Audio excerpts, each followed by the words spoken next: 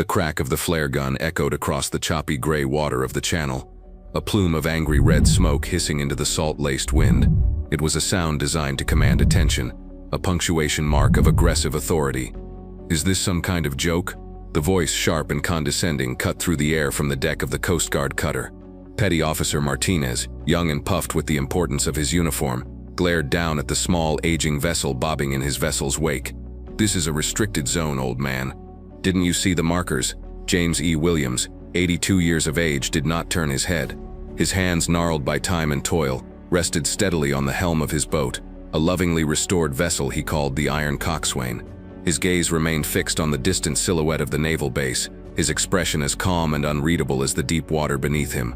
Another Coast Guardsman, younger and visibly nervous, shifted his weight. "He's not responding, Petty Officer." Martinez's jaw tightened. "I can see that." He keyed his vessel's loudspeaker. "This is the United States Coast Guard. Cut your engine and prepare to be boarded. Now." The command boomed across the waves, laced with an impatience that bordered on contempt. James slowly brought the throttle to neutral. The low rumble of his boat's engine died, leaving only the sound of the waves slapping against the hull and the impatient thrum of the cutter beside them. He still had not looked at them. He simply waited, a statue of quiet dignity carved from sea-worn teak and old memories. Petty Officer Martinez saw the stillness not as dignity but as defiance. He saw a decrepit old boat and a senile fisherman who was causing a problem on his watch. He signaled for his boarding team, his mind already running through the citation codes he would issue. This old man was about to learn a lesson about respecting authority.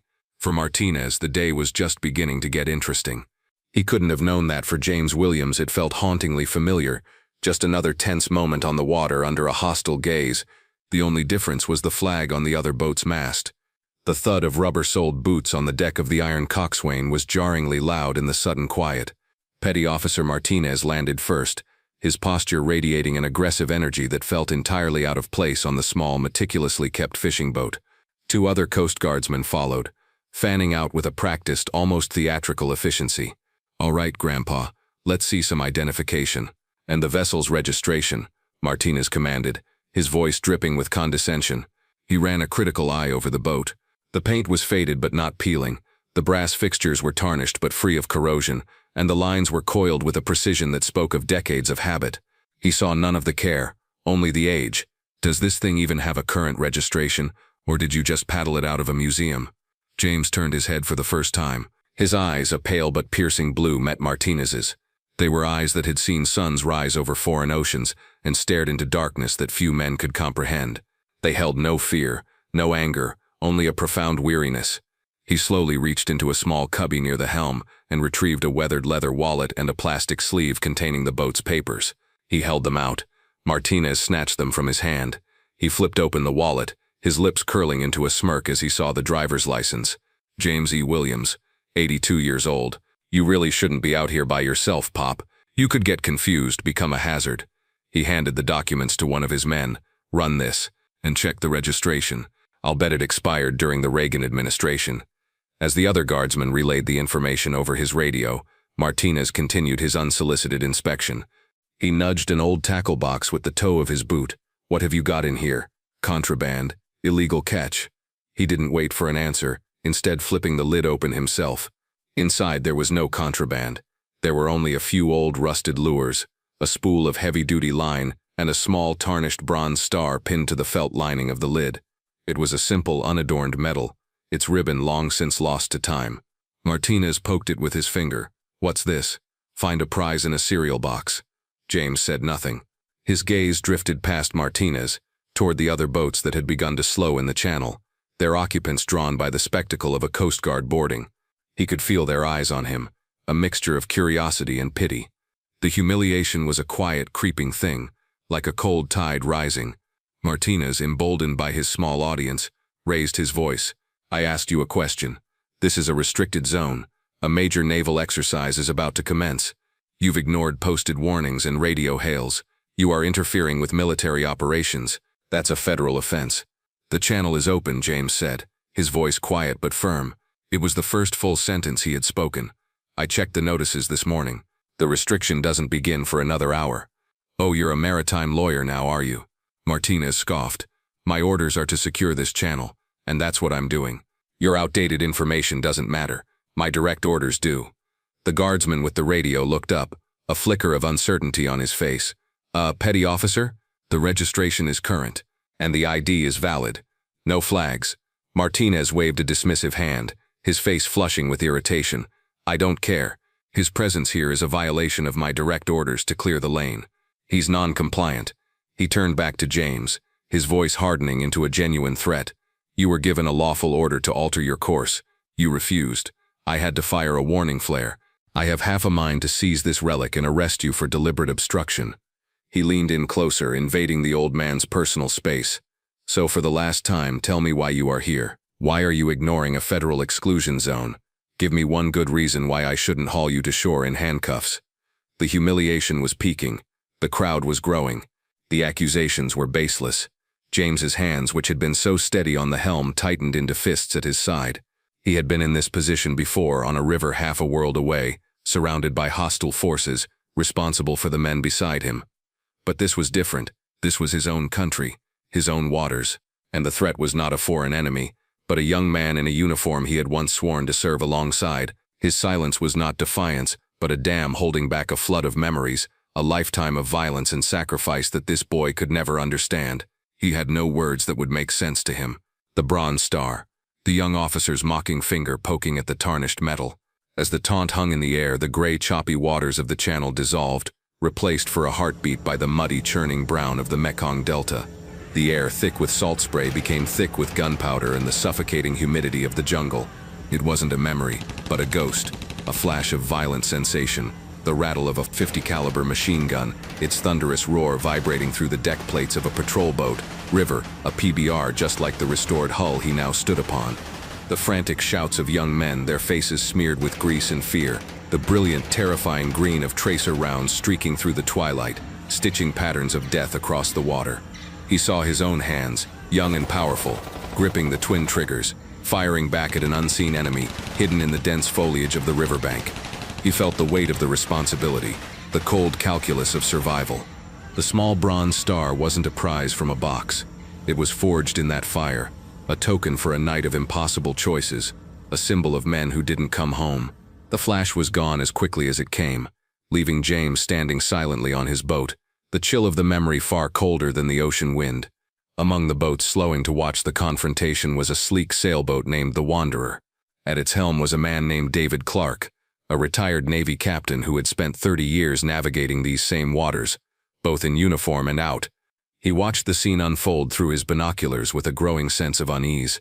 He saw the arrogance in the young petty officer's posture and the quiet, unnerving stillness of the old man. Then he saw the flare, a warning shot. Clark's blood ran cold. Firing a pyrotechnic warning at a small civilian vessel for a simple channel violation was a shocking, almost unthinkable escalation. It was a move for smugglers or hostiles, not for an old man in a fishing boat. Something was deeply, fundamentally wrong. He focused his binoculars on the old man. There was something in his stance, a familiar rigidity that Clark had seen before in combat veterans. It was the posture of a man who had been through hell and learned to simply endure the storm, knowing it would eventually pass. He lowered his glasses to the boat itself, the iron coxswain.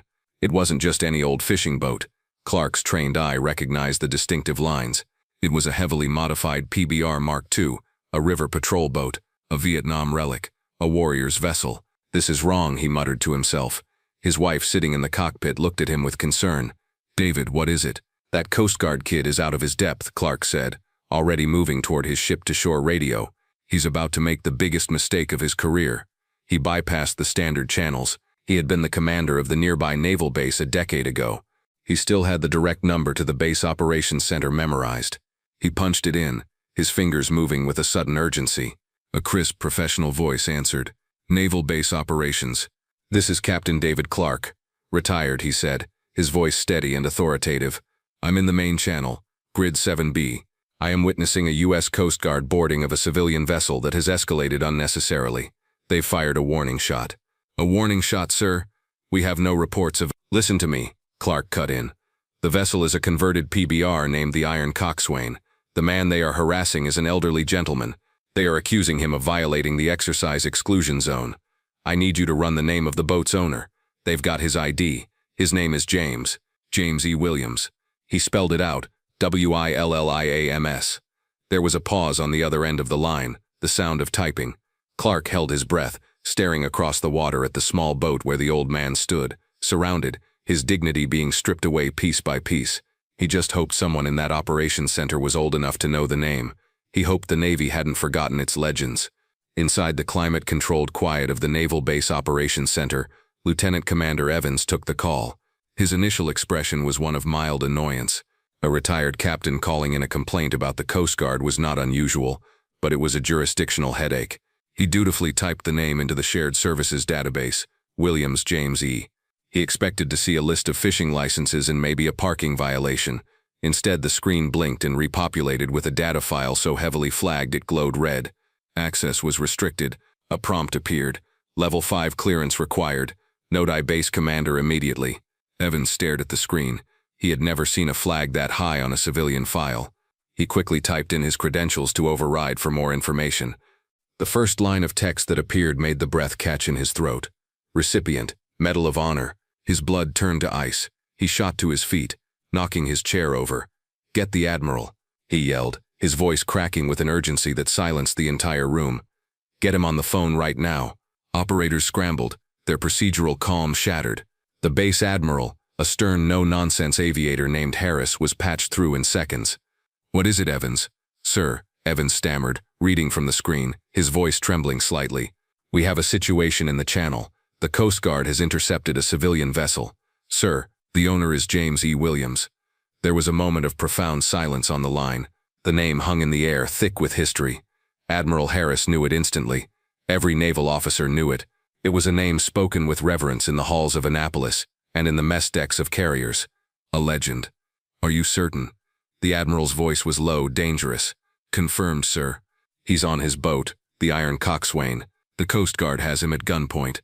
The witness, Captain Clark, reports they fired a warning shot. A string of curses, sharp and venomous, erupted from the Admiral's end of the line. "Those cowboys." The command came, hard as iron. "Recall the exercise. Now, scramble the escort fleet. I want every ship in Strike Group 7 turned around. Get me the commander of the USS Arleigh Burke on a command channel. Their new mission is to render honors. And get me a helicopter. I'm going out there myself. Move." Back on the water, Petty Officer Martinez was ignorant of the storm he had unleashed. All he knew was that he had the old man cornered. James Williams had refused to answer his questions, offering only what Martinez perceived as defiant silence. His patience was gone. This was no longer about a channel violation, it was about asserting his authority. "That's it. I'm done playing games," Martinez declared, pulling a pair of handcuffs from his belt. The metallic click echoed in the tense air.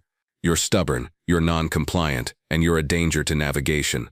I'm placing you under arrest. We're seizing this piece of junk, and you're coming with us. We'll let the doctors on shore figure out if you're competent to be operating a vessel." He reached out and grabbed James's arm. The touch was rough, intended to intimidate. It was the final, irreversible overreach. He was putting his hands on a man who had commanded boats under enemy fire, a man who had faced down death itself. He was treating a hero like a common criminal, and he was doing it in full view of a growing audience. In his mind, he was cementing his control. In reality, he was sealing his fate. James did not struggle. He simply stood there, his arm in the young officer's grasp, his pale blue eyes finally lifting to look over Martinez's shoulder toward the horizon. It began as a vibration, a low-frequency hum that seemed to resonate not in the ears but in the chest cavity. It was a feeling more than a sound, the thrum of immense power moving through the water. Martinez paused, handcuffs still in hand, a flicker of confusion on his face. The sound grew, deepening into an unmistakable chorus of massive turbine engines. Then, they appeared. Breaking through the morning haze on the horizon was not a single ship but a fleet. In the lead, a gray behemoth, its sleek angular hull cutting through the waves with predatory grace, an Arleigh Burke-class guided missile destroyer. Flanking it were a Ticonderoga-class cruiser and 2 frigates. And behind them all, so vast it seemed to block out the sky, was the awe-inspiring silhouette of a Nimitz-class aircraft carrier, its flight deck lined with fighter jets.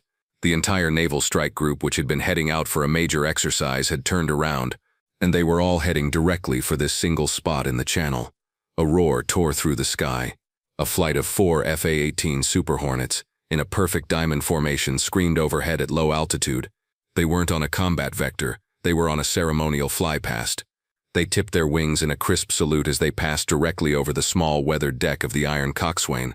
The flyby was so low, so loud that it shook the very air, rattling the fittings on the Coast Guard cutter and sending waves of concussion across the water.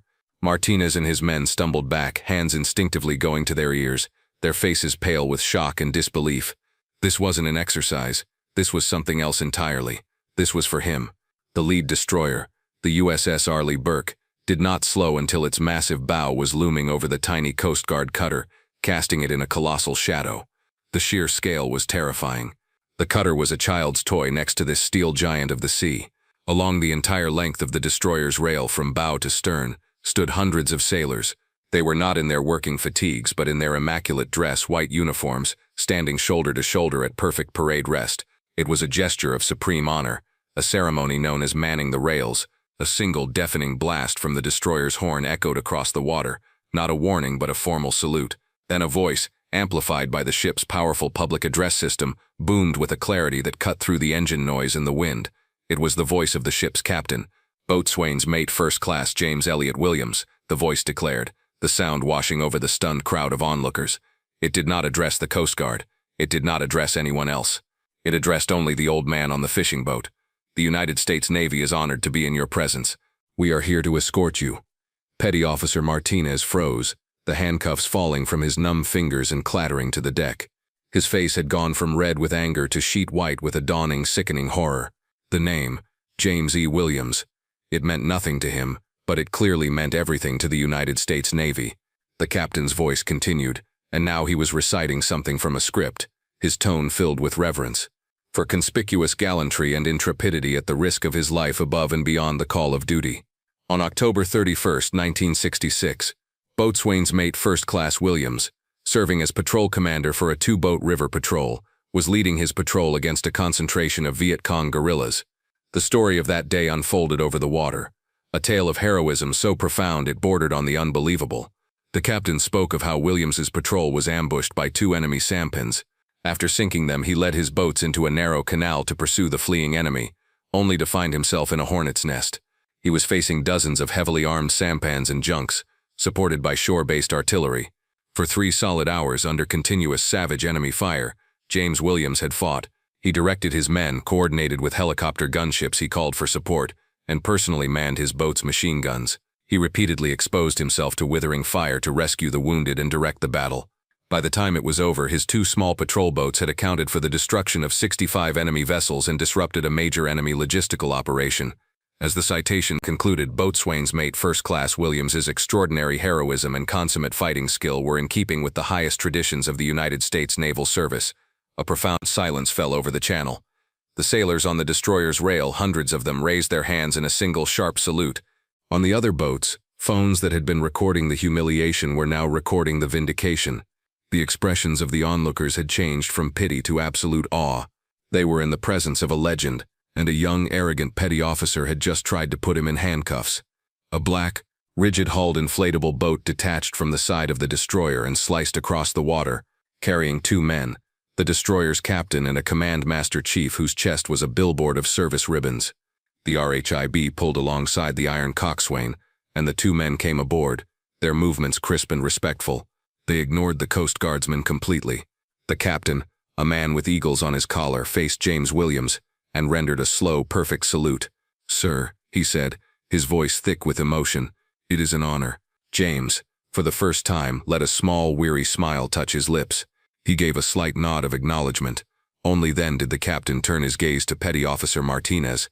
The look in his eyes was not loud or angry. It was something far worse. It was a cold, surgical disdain. "Petty Officer," the captain said, his voice quiet but carrying the weight of his rank and the entire fleet behind him. "You and your men will return to your cutter. You will return to your station. You will file a full report of this incident, and you will await my call. You have brought shame upon your uniform and dishonored the service of a national hero. The difference between authority and arrogance is a lesson you are about to learn in the most comprehensive way imaginable." Martinez could only stammer, "Sir, I didn't know." "That is the entire point," the captain cut him off. "You are not paid to know, you are paid to respect." As the shamed Coast Guardsmen retreated to their boat, James Williams finally spoke.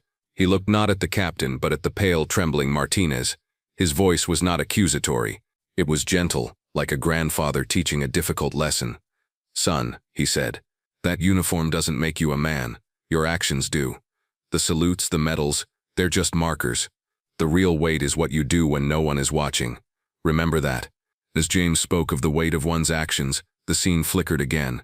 Not to the chaos of battle, but to the quiet, lonely aftermath. A young James Williams, barely out of his teens, sits on the edge of a cot in a sweltering hooch back at base. The sounds of celebration and relief are distant, muffled. He is alone, methodically field-stripping his .50 caliber machine gun, his hands moving with an autonomous precision. His face is not triumphant.